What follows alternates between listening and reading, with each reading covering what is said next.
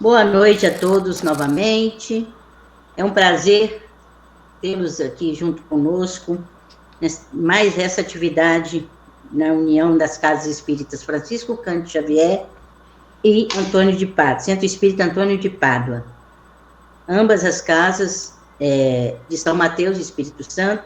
Uma fica no bairro Guriri, em São Mateus, e a outra no centro da cidade, próxima à rodoviária.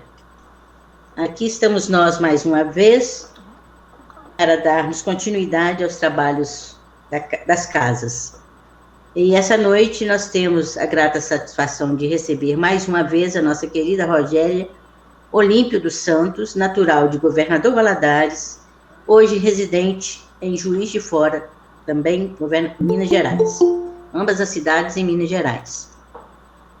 Rogéria é espírita desde os 5 anos de idade, trabalha no movimento espírita de Juiz de Fora e frequenta o Centro Espírita Fé e Caridade, onde, junto com seu esposo, Fred, são responsáveis pelo coral que leva o nome do Centro Espírita.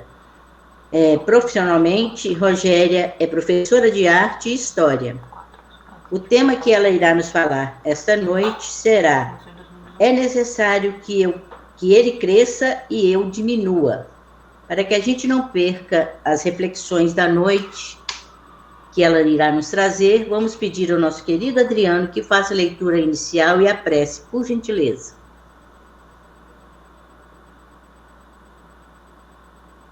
Adriano, é com você. Boa noite a todos. Do livro Fonte Viva, na instrumentalidade. Como se conhecerá o que se toca com a flauta ou com a citara? Paulo, 1 Coríntios, capítulo 14, versículo 7. Cada companheiro de serviço cristão deveria considerar-se instrumento nas mãos do Divino Mestre, a fim de que a sublime harmonia do Evangelho se faça irrepreensível para a vitória completa do bem. Todavia, se a ilimitada sabedoria do celeste emissor se mantém soberana e perfeita, os receptores terrenos pecam por deficiências lamentáveis. Esse tem fé, mas não sabe tolerar as lacunas do próximo. Aquele suporta cristamente as fraquezas do vizinho, contudo não possui energia nem mesmo para governar os próprios impulsos. Aquele outro é bondoso e confiante, mas foge ao estudo e à meditação, favorecendo a ignorância. Outro ainda é imaginoso e entusiasta, entretanto, escapa sutilmente ao esforço dos braços. Um é conselheiro excelente, no entanto, não santifica os próprios atos. Outro retém brilhante verbo na pregação doutrinária. Todavia, é apaixonado cultor de anedotas menos dignas, com que desfigura a respeito à revelação de que é portador. Esse estima a castidade do corpo, mas desvairia-se pela aquisição de dinheiro fácil. Outro, mais além, conseguiu desprender-se das posses do ouro e terra, casa e moinho, mas cultiva verdadeiro incêndio na carne. É indiscutível a nossa imperfeição de seguidores da Boa Nova. Por isso mesmo, guardamos o título de aprendizes. O planeta não é o paraíso terminado e achamo-nos, por nossa vez, muito distantes da angelitude. Todavia, obedecendo ou administrando, ensinando ou combatendo, é indiscutível afinar o nosso instrumento de serviço pelo diapasão do mestre, se não desejamos prejudicar-lhe as obras.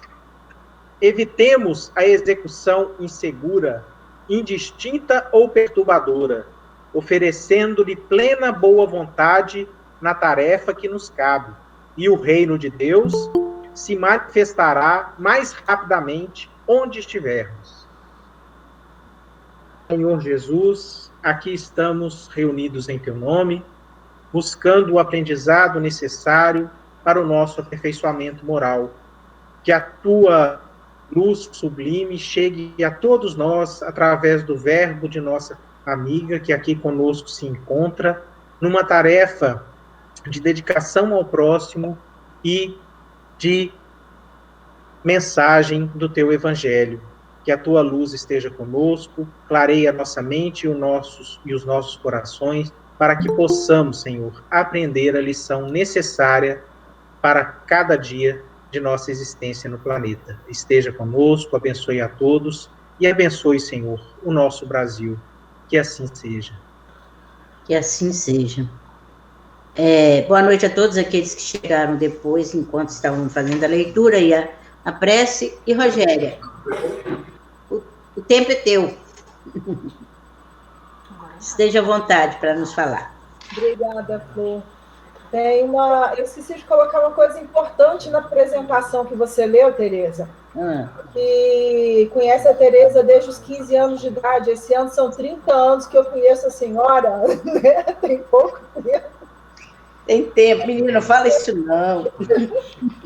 É bom, significa que a história junto, é isso que é legal. Com certeza. Gente, boa noite a todos. É com muita alegria que a gente recebeu a oportunidade de estar aqui conversando com vocês hoje. E é uma conversa, o que nós vamos fazer aqui. Uma conversa interna, uma conversa entre irmãos. E, antes de mais nada, uma possibilidade de refletirmos um pouco em torno de algumas histórias. Eu sei que, teoricamente, não deveria ser nesse sentido, mas como professor de história, eu gosto muito de contar história. Então, a gente junta as duas coisas para tentar fazer da forma mais leve e mais agradável possível. E nós escolhemos esse tema.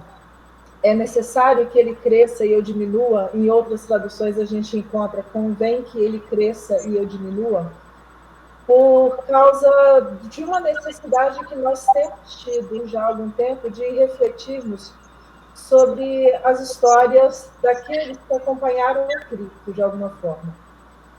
Quando eu vim aqui da última vez, eu havia conversado ainda e expliquei que nós estávamos começando um trabalho, né, no YouTube, voltado mais para os jovens e para os iniciantes, mas onde nós conversávamos sobre questões introdutórias do Espiritismo e, ao mesmo tempo, havíamos, naquela época, recentemente começado um trabalho sobre fragmentos da história de Jesus.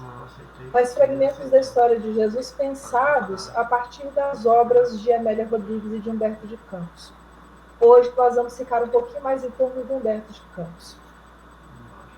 Aliás, mentira, da Amélia Rodrigues. É porque eu falo tanto dos dois ao mesmo tempo que a gente esquece e confunde as coisas, me perdoe. Mas nós, quando pensamos nessa passagem, o que veio à tona mais fortemente para a gente é a possibilidade de refletirmos sobre o orgulho e a vaidade. A nossa conversa hoje vai girar em torno disso. Mas para a gente chegar nesse ponto, que é o tema da nossa conversa, a gente precisa apresentar as figuras ou os personagens que estamos visitando na noite de hoje. A gente, dentro da doutrina, acaba falando muito pouco das personagens do Evangelho. De uns tempos para cá, que isso tem aumentado um pouco mais. E nós nos esquecemos que, dentro da tradição evangélica, né, dentro dos evangelhos propriamente ditos, a gente tem a exemplificação de todos os ensinamentos que depois estão presentes através da nossa doutrina, principalmente por causa dessa condição do Espiritismo enquanto cristianismo redivivo. Se nós estamos querendo reviver de alguma forma a fala ou a proposta do Cristo lá atrás, significa que naquela vivência, naquela experiência, nós encontramos todos os exemplos necessários para que a gente possa viver bem e para que a gente possa se sair bem da encarnação que a gente se encontra. E por que João? Porque nesse trabalho que estamos fazendo no YouTube, a gente está seguindo a ordem cronológica, porque a gente está apresentando as figuras do Evangelho para aqueles que nos acompanham.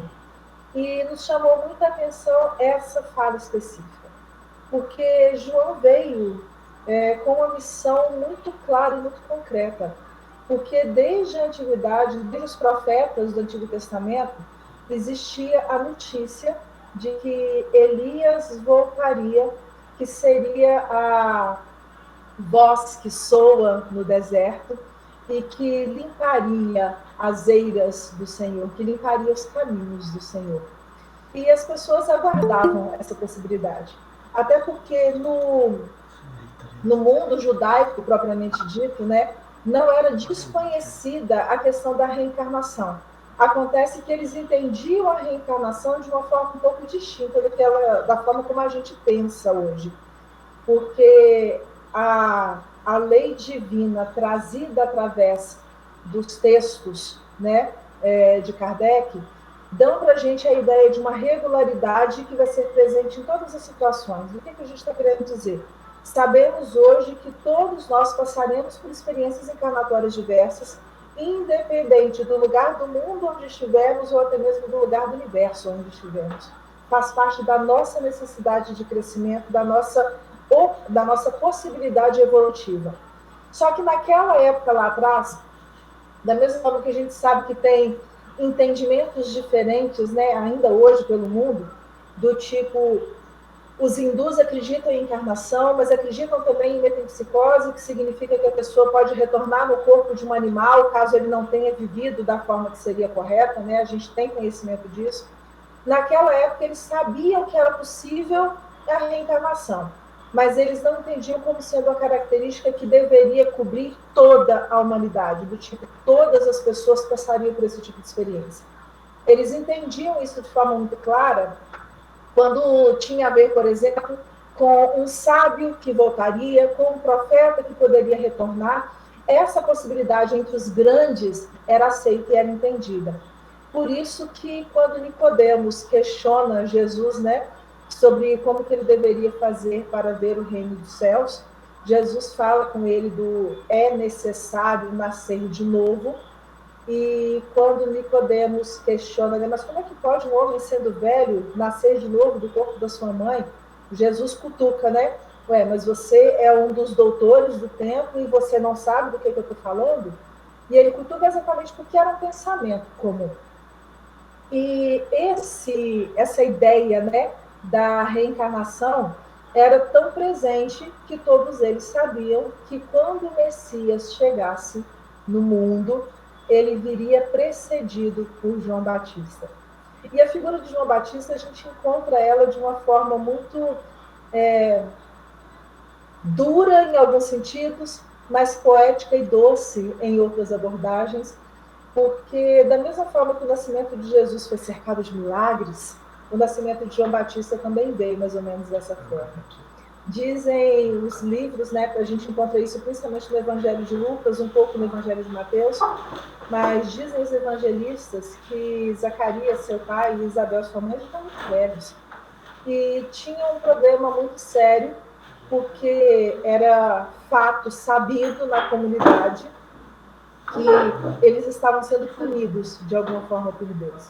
Porque naquela época, e em muitas comunidades tradicionais, existe um entendimento ainda de que um casal que não tem a possibilidade de ter filhos é porque alguma coisa de muito errada aquela família fez, né, contra a lei divina, para estar sendo castigado daquele modo. E por mais que eles se sentissem entristecidos com isso, o tempo já tinha se passado tanto, né? Já eram tantos anos que eles estavam juntos, que eles se acostumaram com essa ideia e aceitaram a suposta punição que eles estavam recebendo. O fato é que um determinado dia, Zacarias estava no templo fazendo os trabalhos que eram comuns dele fazer. Ele tinha algumas funções específicas na sala dos incensos, que eram os rituais que eram feitos em determinados lugares, quando ele recebe a visita de um anjo. E as pessoas do lado de fora desconfiaram de que alguma coisa de muito especial estava acontecendo, porque Zacarias estava demorando demais para sair daquele lugar. E Zacarias, enquanto estava lá dentro, se assusta com aquela presença divina, porque ele sabia que se tratava de um espírito muito superior. E esse espírito já chega tranquilizando ele, né?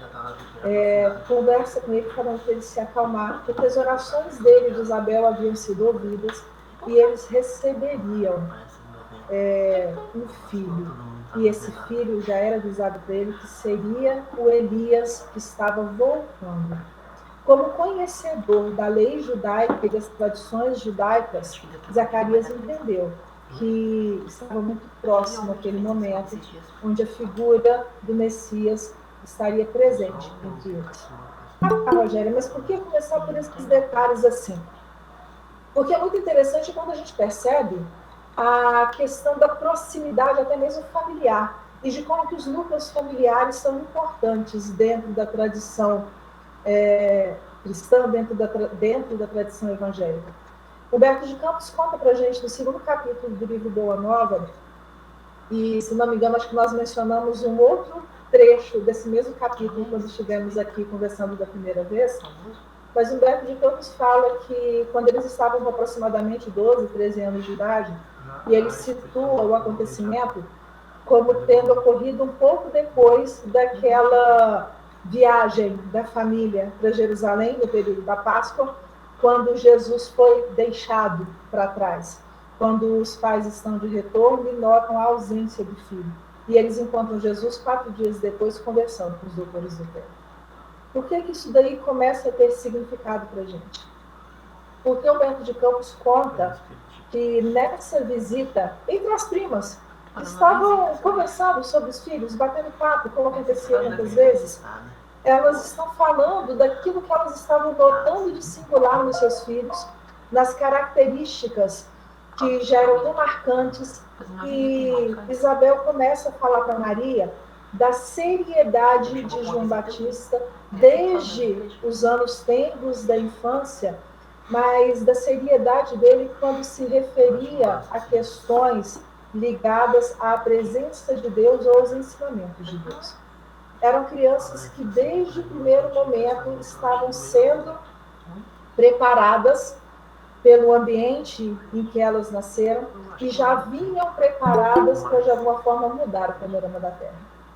O que é bonito de perceber é que, num determinado momento, elas se dão conta de que as crianças já estavam afastadas há muito tempo e, como mães zelosas, começam a procurar no entorno.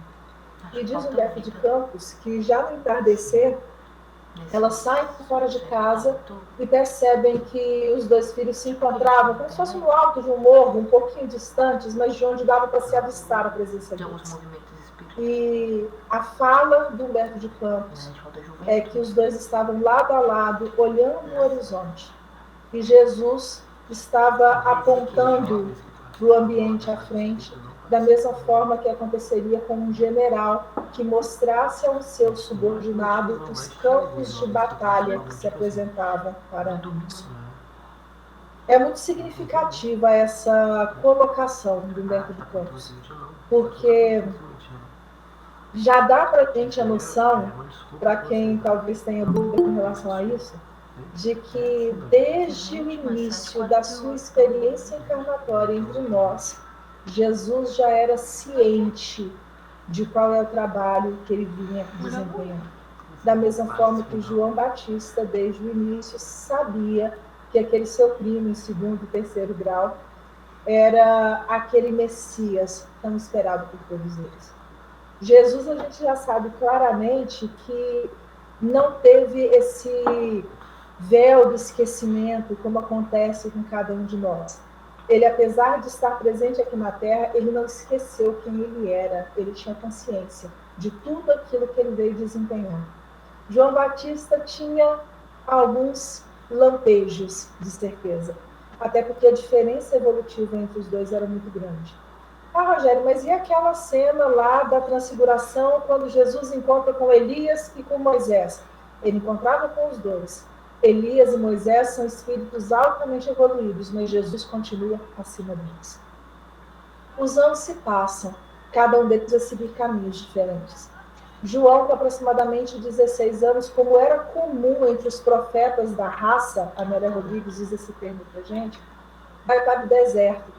E o ir para o deserto representa uma possibilidade de interiorização, de reflexão bem profunda com relação aos caminhos que deveriam ser seguidos a partir daquele momento.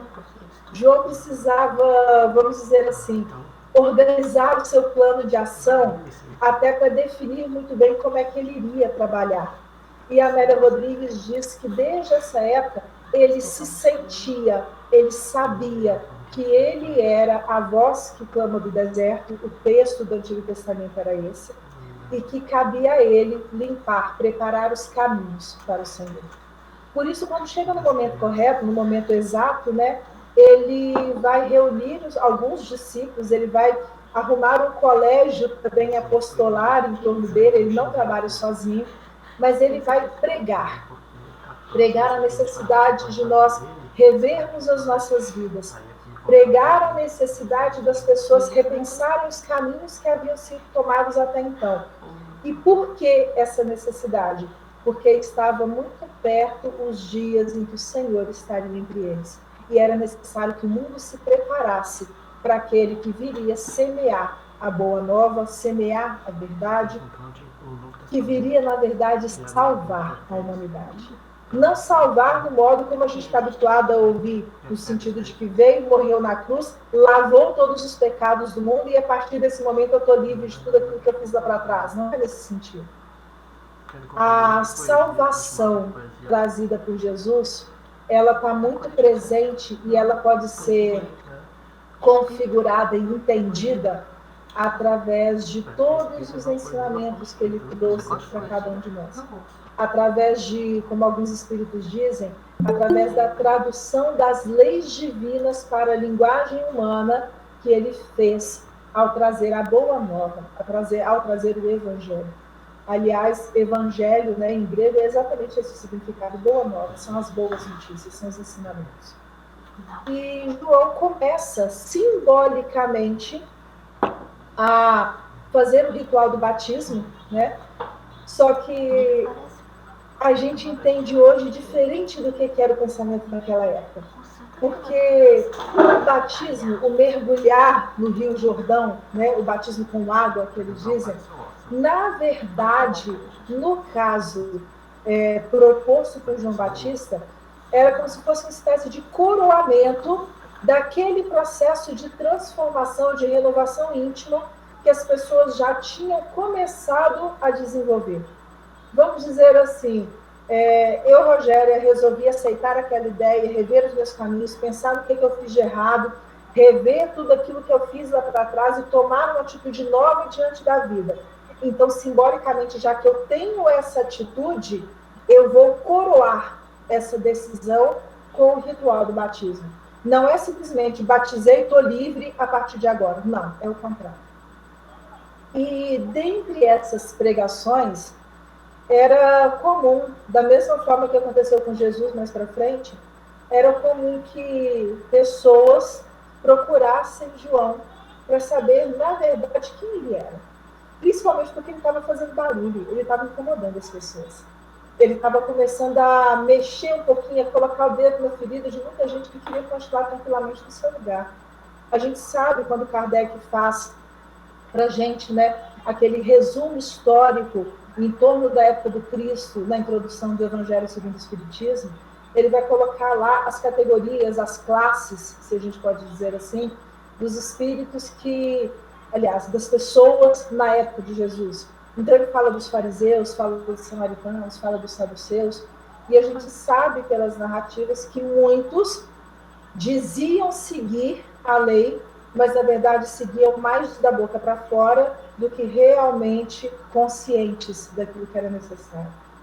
E João estava cutucando exatamente esse povo, como Jesus lá na frente vai fazer.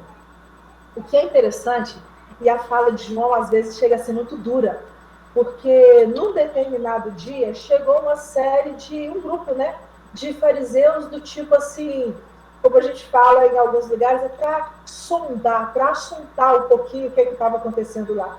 Do tipo assim, esse cara está falando tanto, será que ele é o Elias ou será que ele já é o Messias? O que a gente tem que esperar? Porque era um período que já há mais de 400 anos não apareciam novos profetas em Jerusalém, em Israel. As pessoas estavam saudosas dessas profecias, até porque o fenômeno empolga, e o fenômeno não empolga somente os espíritas. E, infelizmente, nós temos uma certa fixação por tudo aquilo de sobrenatural que aparece, mas morremos de medo e queremos manter a distância. Mas quando aparece essa possibilidade, a gente quer se inteirar melhor do que está acontecendo. E esses fariseus foram ao encontro de João, desculpa, exatamente para saber se ele era o Messias, porque tantos já haviam aparecido antes dele se dizendo Messias. E João, que não tinha a serenidade e a doçura do Cristo ainda, de uma forma muito direta, vira para aquele grupo, né? Quem vos ensinou a fugir da cólera que vai chegar? É mais ou menos aquela história assim, aqui, eu sei que vocês estão tentando disfarçar, para ver se ganham tempo um pouquinho, para poder se justificar melhor na conduta errada que vocês estão fazendo. A assertiva de João era muito direta. Quem vos ensinou a fugir da cólera que vai chegar? O machado corta já as raízes das árvores.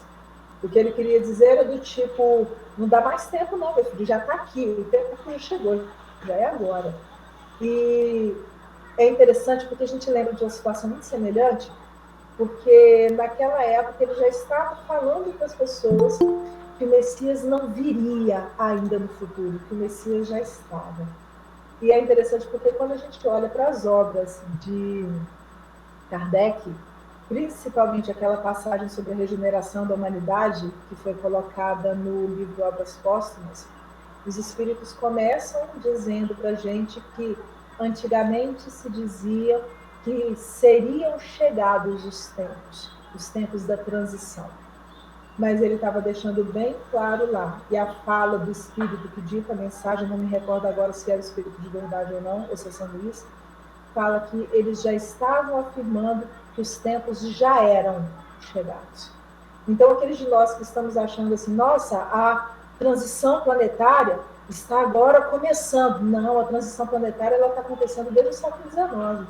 Agora está do tipo assim, no auge do momento e no auge da necessidade das nossas decisões. Isso é que eu não sei. Mas vamos voltar para o João, porque lá na frente a gente vai chegar de novo e encontrar com Kardec. João, nesse dia, estava nessa mesma situação, né, em que esses fariseus chegaram, estava conversando com seus discípulos um pouco depois, e os discípulos mesmo ficavam, sabe aquela coisa assim, de quando a gente gosta muito de uma pessoa e a gente quer que aquela pessoa seja o máximo possível? E ser o máximo seria ser o Cristo. E os discípulos de João começam a questionar de novo, né? Mas você é o Messias? A dúvida era essa. E diz Amélia Rodrigues, no capítulo 2 do livro Primícias do Reino, o capítulo se chama O Precursor, diz ela que João responde para eles da seguinte forma: eu batizo com água. Estava explicando qual era o tipo de simbolismo que acontecia, né? Mas no meio de vós está desconhecido de vós aquele que virá após mim. João já estava deixando bem claro de que o Messias já estava entre eles. O Messias não viria ainda no futuro. Jesus já havia nascido. E João sabia que ele era o Messias. Está no meio de vós, desconhecido de vós, aquele que virá após mim. E ele deixa bem claro.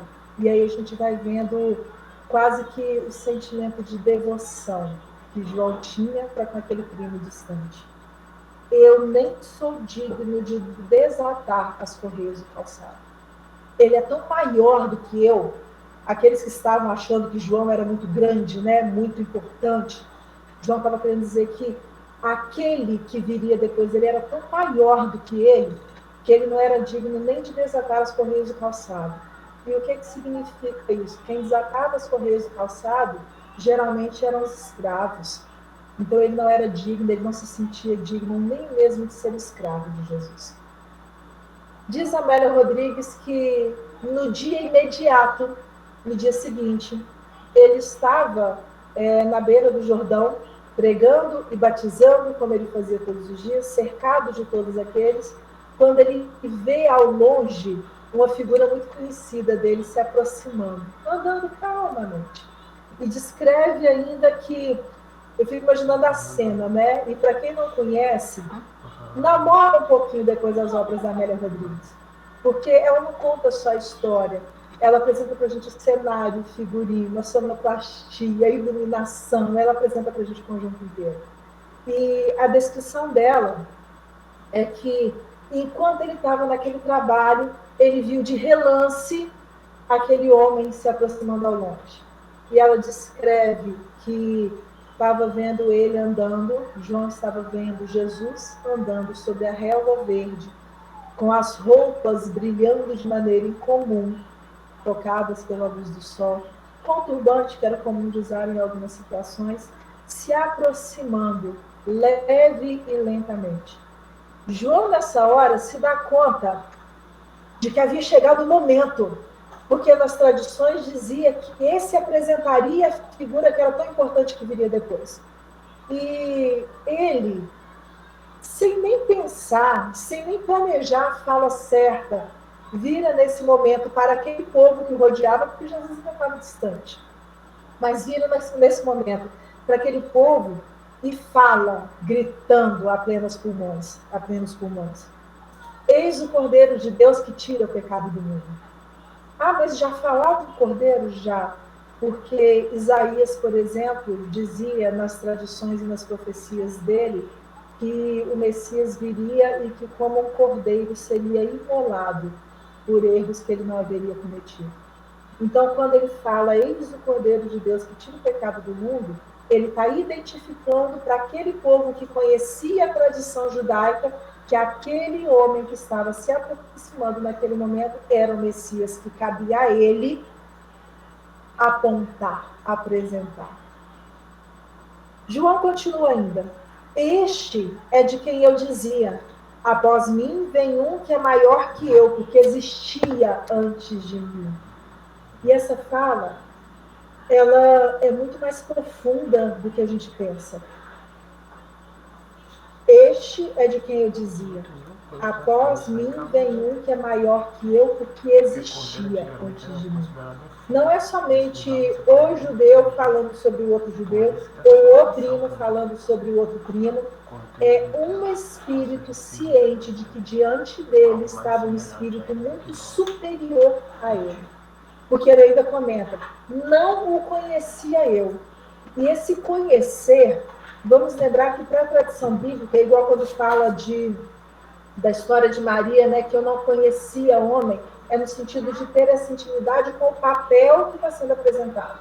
Quando João fala que não conhecia Jesus, é porque até aquele momento Jesus não tinha se mostrado em toda a sua glória, em tudo aquilo que ele viria a desempenhar. João está deixando bem claro isso. Mas a partir daquele momento, mas para o tornar conhecido em Israel, é que vim com o batismo de água. E aí, eu fico namorando e eu sou encantada por algumas cenas, tá? Porque nesse momento, Jesus já estava próximo. Jesus tinha ido para ser batizado por ele, porque nas tradições esperavam que isso acontecesse. E como era um povo muito apegado a essas profecias, cumpria que as profecias fossem executadas, né? Que fossem cumpridas da forma como ele esperava. E eu fico imaginando a doçura da fala, porque quando Jesus chega perto de João, João só vira para ele tranquilamente. Eu que devia ser batizado por ti, e tu vens a mim?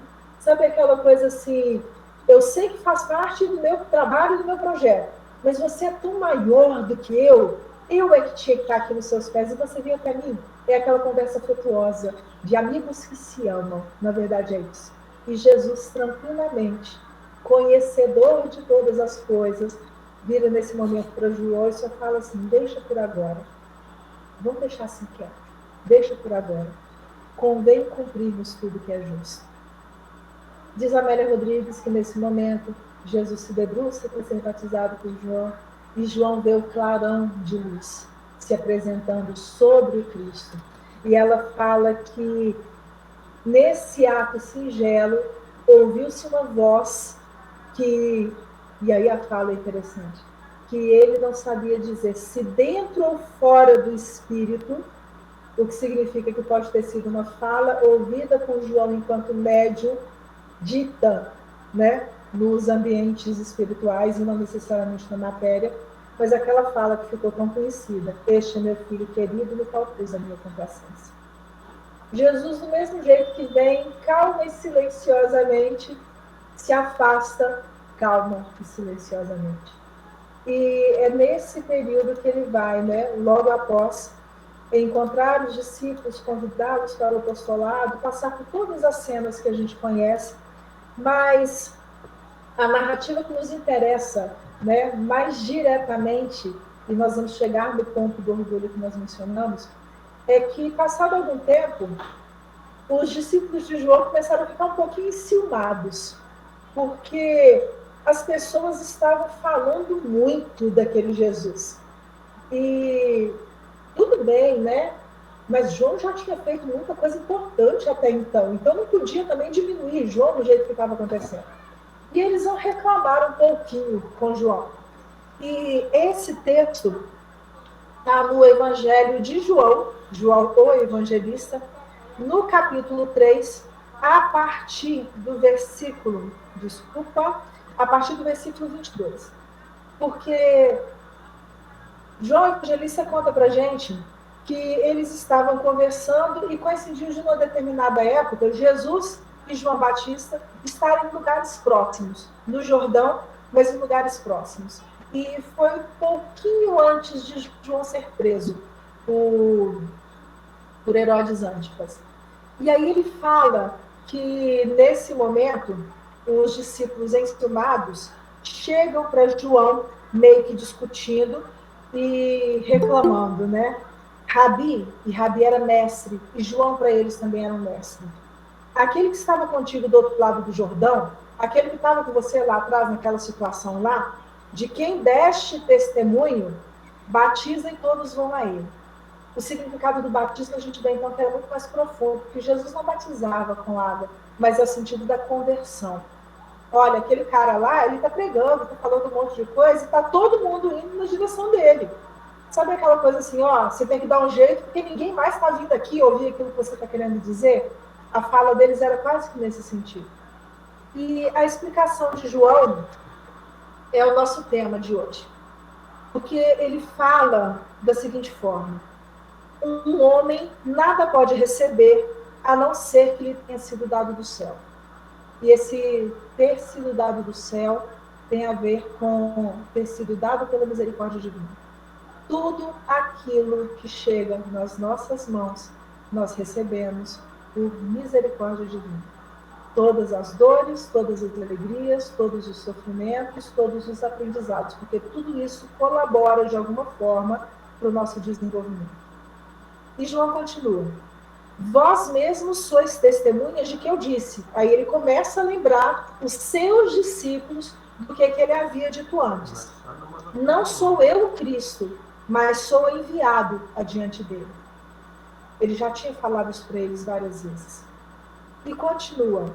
Um texto que, à primeira vista, se a gente pega isolado, pode parecer estranho. Quem tem a esposa é o esposo, mas o amigo do esposo que está presente e o ouve é tomado de alegria a voz do esposo. Do tipo assim, se eu tenho um amigo que está muito feliz porque ganhou um prêmio, o prêmio é daquele amigo, mas eu que sou amigo dele vou ficar feliz por ele estar experimentando aquela alegria. Ele está falando de um termo que era comum na época, do entendimento da época, sobre como que a gente se alegra com as conquistas daqueles que nos são caros.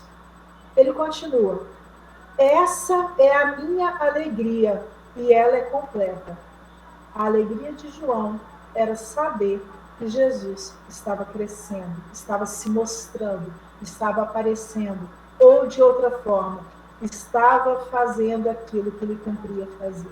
Aquilo que havia sido planejado há tantos séculos antes deles, que aconteceria, no sentido de um espírito grande demais para as nossas medidas, mas que tinha condições de trazer todos os ensinamentos que a misericórdia divina entendia que eram os necessários para o nosso processo educativo.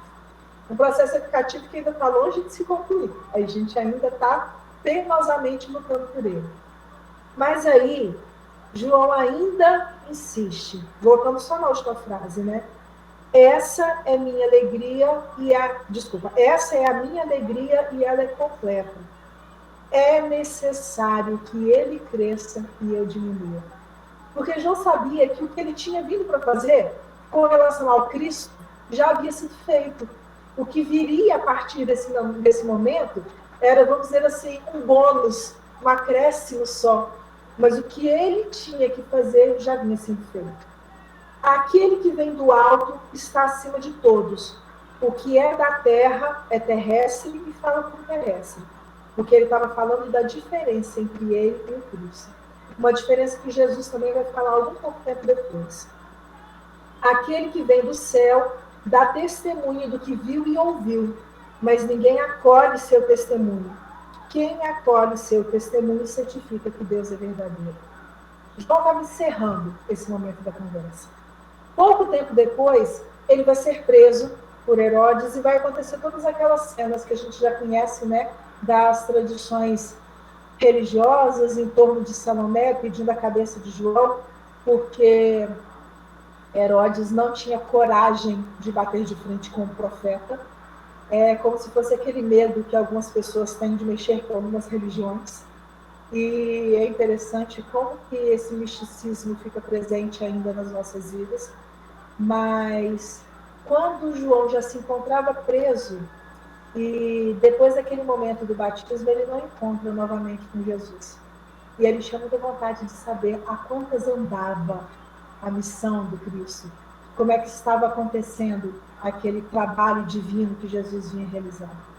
E nesse momento, ele pede a 2 dos seus discípulos que procurem por Jesus e se informem sobre como que estão as coisas, como é que está acontecendo tudo aí. E a Amélia Rodrigues volta narrando no final do seu texto sobre o precursor essa conversa, porque esses 2 homens se apresentam, não se identificam como sendo discípulos de João, mas Amélia Rodrigues narra que eles chegam, Jesus pergunta, né, interroga o que eles queriam, e eles imediatamente questionam, né, és tu aquele que há de vir ou devemos esperar por outro? Tradução, você é o Messias ou o Messias ainda vai vir? Porque eles queriam saber isso. E eles tinham sido enviados por João para saber sobre o que estava acontecendo, mas neles ainda restava a dúvida. E Jesus, nesse momento, vira para aqueles 2 homens que estavam querendo saber se ele era o Messias, que tinham se apresentado, né, como curiosos dessa cena, mas Jesus responde para os discípulos de João, porque Jesus fala da seguinte forma: ide e contai a João o que ouvis e vedes. Jesus sabia que eles estavam indo da parte de João.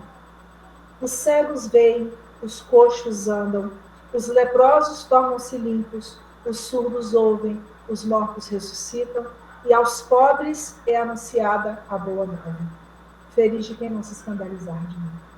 E por que aos pobres é anunciada a boa nova? Porque entre esses pobres do mundo, e Jesus fazia parte desse grupo do povo, a religião até aquele momento não dava nenhuma certeza de consolo futuro. As religiões da época ensinavam que se eles estavam ali, eles tinham sido colocados naquela condição e que cabia a eles aceitar e se resignar.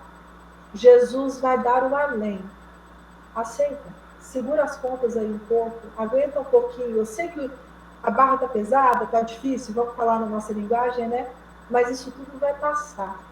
A vida nossa verdadeira não é essa. A vida verdadeira é essa que eu cito como sendo o reino de Deus, o reino dos céus. E nesse reino dos céus, todos os males terão desaparecido. Porque Jesus estava mostrando para os espíritos daquela época e para nós naquela época, lições que eram destinadas ao espírito imortal e não ao homem simplesmente daqueles anos que conviveram com ele. Essa mesma cena, Jesus vai dar a comprovação de quem era Elias, de quem era João Batista nesse conjunto todo. Porque ele responde a primeira fala para os discípulos de João. Depois ele se dirige aos discípulos de João e aos seus discípulos que estavam acompanhando ele naquele momento. E a fala dele é meio simbólica, mas é interessante de pensar. Que saístes a ver? Que saístes a ver ao deserto? Um caniço agitado pelo vento? Um detalhe qualquer que está balançando, fazendo barulho em determinado momento, mas que daqui a pouco vai deixar de existir? Pois que saístes a ver? Um homem em roupas delicadas? Ora, os que trazem roupas delicadas residem nos palácios dos reis. Por que, pois, saístes? O que vocês estão procurando? A fala de Jesus é essa. O que vocês estão procurando? E aí ele comenta, para verdes um profeta, o que vocês estão procurando é isso? A revelação divina, uma profecia? Sim, declaro-vos eu. E mais que um profeta, porque este, e aí ele está se referindo a João Batista, este é de quem está escrito. Eis que envio a preceder-te o meu arauto, a fim de preparar o caminho diante de ti. Jesus, nesse momento, deixa registrado, marcado, para quem ainda tinha alguma dúvida, a identidade de João Batista. Em verdade vos digo que entre os filhos de mulher não surgiu quem fosse maior do que João Batista. Alguns entendem essa fala como sendo uma comprovação do nascimento milagroso de Jesus, porque ele não teria nascido de mulher. E Jesus estaria falando que entre os nascidos de forma natural, nenhum seria maior do que João Batista. Outros entendem que podem ser os espíritos que estão reencarnados naquele período na Terra, em contraposição à ideia de Jesus, que era muito maior, que já tinha se tornado um espírito puro muito tempo antes do que se poderia imaginar. Entretanto, o menor do reino dos céus é maior que ele. E por que Jesus diz isso? Para justificar perante aquele grupo o porquê que João Batista estava passando ainda por aquela situação da prisão e já dando a entender que sabia o que aconteceria lá na frente, que era exatamente a execução de João através da decapitação. Era necessário que ele resgatasse ainda os erros cometidos por ele, junto aos sacerdotes de Baal, enquanto ainda era Elias. Era necessário que isso acontecesse. Desde os dias de João Batista até hoje, o reino dos céus sofre violência e os homens violentos o tomam de assalto. Isso ainda é a postura comum, infelizmente, até hoje. A gente ouve, às vezes, as pessoas falando, né? Tem que ser mais audacioso, tem que ter mais força para chegar lá na frente, tomar a frente das coisas, fazer e acontecer.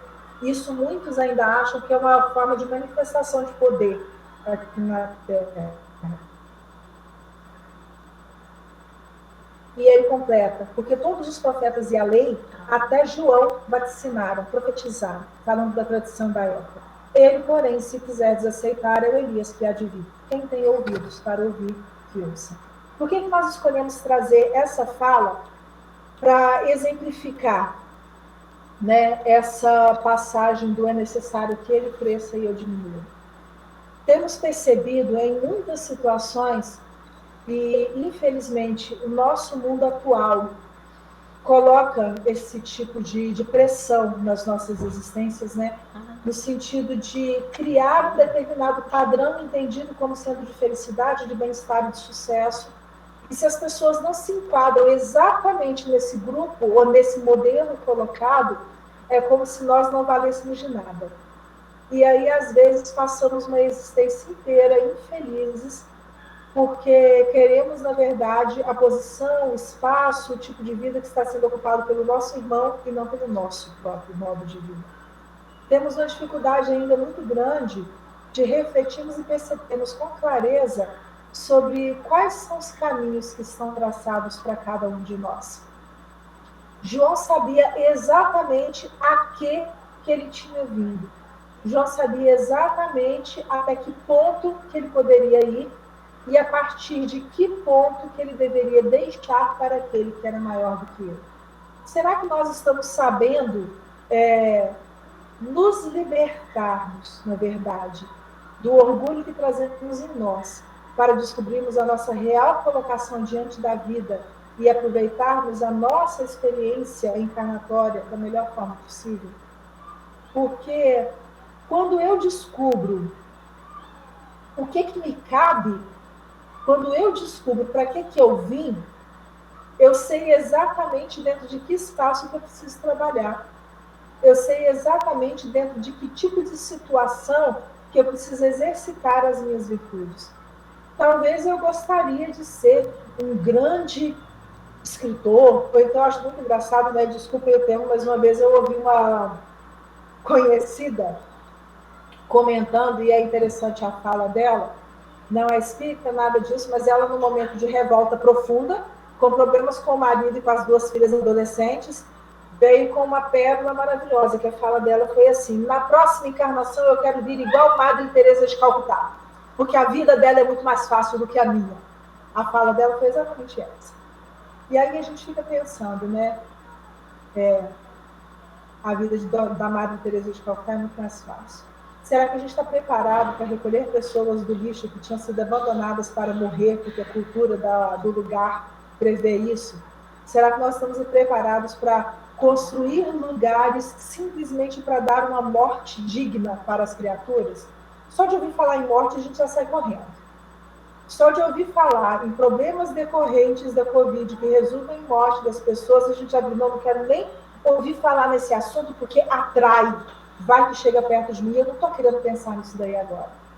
Será que nós estamos preparados para enfrentarmos uma vida inteira de doação para criaturas que talvez nem mesmo se lembrem da nossa existência lá na frente? Porque se doar é isso. É não criar expectativas de retorno de espécie alguma. Ah, mas a vida do Chico é muito grandiosa, né? É. Imagina o que deve ter sido para o Chico quando ele teve que se mudar para Uberaba, porque a vida dele, pública, estava trazendo muitas dificuldades para os seus familiares. E ele estava se sentindo já como sendo um peso para aquele grupo que ele estava montando. Muito fácil, né? Ah, mas a vida do Divaldo fala em tudo quanto é canto do planeta, sim. Já viu também como é que falam mal dele? A quantidade de críticas que ele tem recebido ao longo da sua existência, apesar de tudo aquilo que ele faz? Será que nós estamos preparados para agir da mesma forma? O que nós quisemos trazer sobre o orgulho é nesse sentido diferente, de pensarmos através da história de João, se nós estamos conscientes das nossas possibilidades de ação. O que eu estou fazendo com as ferramentas que me são dadas? Eu estou usando essas ferramentas para melhoria minha e dos grupos que estão próximos a mim? Ah, estou sim, Rogério, porque assim, eu estou estudando a doutrina e estou tentando levar todo mundo para a doutrina. Pois é. Será que o caminho de todo mundo que está à minha volta é o caminho de estar dentro da doutrina? Porque a gente tem que respeitar também o lugar onde cada um foi colocado. Talvez aquilo que funciona para mim não funciona para o outro. Ah, mas como é que Jesus agiria nessa situação? Aí é fácil da gente chegar. Porque em todas as narrativas que a gente ouve falar sobre Jesus, sejam nas obras básicas, nos evangelhos, seja nas obras do Humberto de Campos, da Amélia Rodrigues, da Blandina, toda vez que alguém chegava para conversar com Cristo, o que eles recebiam da parte de Jesus era sempre acolhimento, ternura e compreensão. Jesus fazia o que cabia a ele. Ele explicava. Quando tinha condições, ele curava. Em alguns casos, ele explica para as pessoas que era melhor eles permanecerem daquela forma por mais um tempo. Quando era possível, ele ainda comentava, olha, vai, não faz isso de errado mais não. Mas em momento algum, Jesus impôs condições. Jesus pediu coisas feitas anteriormente. Jesus exigiu de quem quer que fosse qualquer situação. Ah, Rogério, mas você está falando que Jesus não pediu nada antes? E aquela história do jovem rico, que ele mandou ele ir, vender tudo e depois seguir. Jesus já sabia que ia acontecer. Jesus já sabia que estava muito perto a hora da desencarnação daquele jovem. Ele deixou, através daquela história, um ensinamento profundo para todos nós. Mas para quem pegar a narrativa, vai ver que a expressão do Cristo era de piedade e de ternura profundas para com aquele jovem que ele sabia que ainda não estava preparado para seguir. Hoje nós temos a noção clara, porque Kardec fez questão de deixar essa pergunta planejada no livro do... Nós temos a noção clara de que Jesus é o guia e o modelo que é oferecido à humanidade inteira por Deus. Tem sido oferecido porque ainda não aprendemos a seguir os caminhos definidos por Ele. E aí a gente se pergunta, né, por que é tão difícil a gente seguir Jesus? Por que é tão difícil?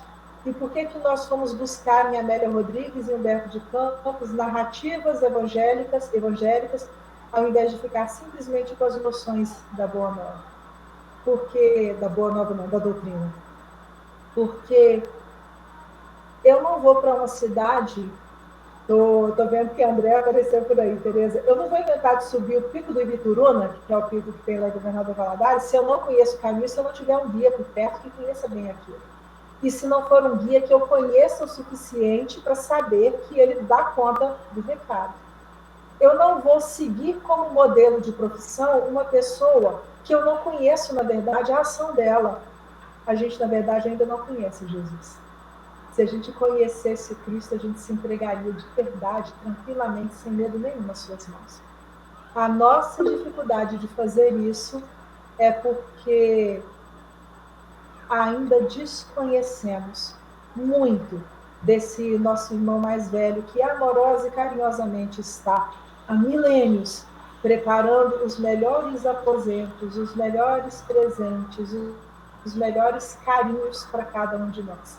Só que é necessário que a gente faça a nossa parte. Talvez, por hora, o melhor que nós possamos fazer é entrarmos no nosso aposento íntimo, conversarmos com Deus dentro dos nossos corações e tentarmos descobrir o que eu vim fazer nessa experiência encarnatória.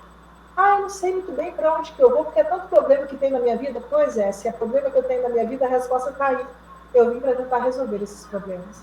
Às vezes a gente veio para dar amor para aqueles que estão conosco dentro daquele ambiente simples que é o lar e que talvez eu não esteja com coragem de continuar vivendo para aquela criatura. Onde que eu posso fazer o exercício do amor? Não tem resposta certa não, tá, gente? Porque cada um sabe o que consegue fazer e do que dá conta. Mas a gente tem aprendido com Jesus que existem sugestões. E as sugestões, elas merecem ser ouvidas. Porque da mesma forma que estamos arduamente lutando para crescer, estamos cercados por centenas de criaturas, dezenas de irmãos nossos que convivem conosco nesta existência, que também estão a seu turno, tentando vencer as suas dificuldades. Que possamos, talvez, exercitarmos a construção em nós daquela doçura de João questionando Cristo, né? Eu é que devia ir a ti, e tu vens a mim. Jesus está vindo em nossa direção há milênios sem conta. Que a gente possa, talvez, agora conseguir fazer o exercício de seguir mais tranquilamente em sua direção. Muito obrigada pela atenção de vocês. Desculpem, mas eu falei que hoje eu ia contar a história. Se quiserem, reclamem com a Tereza, que na próxima vez eu não conto tanta história e a gente tenta ser mais objetivo. Mas histórias marcam e ajudam a gente a guardar um pouquinho daquilo que é necessário. Eu devolvo. Certo. Daqui a pouco te devolvo de novo para que você faça a prece de encerramento para nós.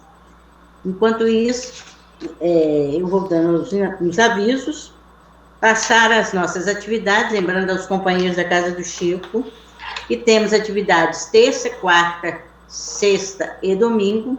Terça, Livro dos Espíritos, quarta, o Evangelho, domingo, palestra. Todos através do Google Meet, às 19h30. As atividades do Antônio de Pádua são: quarta-feira, 19h30, estudo sequencial do Evangelho segundo o Espiritismo. Quinta, 20h, EJE, estudo sistematizado da doutrina espírita. Sábado, às 16 horas, a Boa Nova, o estudo da Boa Nova e o EAD, intercalados a cada 15 dias. Domingo, palestra junto conosco, pelo Meet, e sábado, às 9 horas da manhã, também 2 vezes por mês, e sábado que vem agora é dia dela, é a Rádio SEAP, que nos alegra e acalanta os nossos corações com as músicas espíritas, que o Fábio está à frente desse trabalho. Então, mais uma vez agradecemos a presença de todos, lembramos a todos que domingo que vem, quem irá falar para nós é Hernandes Pereira, de Vitória, e o tema será a arte de saber ouvir e conviver nos dias atuais. Tema muito interessante. E como estamos precisando aprender esta arte, né? Rogéria, querida, mais uma vez, quero agradecer imensamente a sua disponibilidade de nos falar. Leve o meu abraço à sua família, à sua mãe, seu pai, a todos aqueles que a gente conhece de tanto tempo lá de Valadares, né?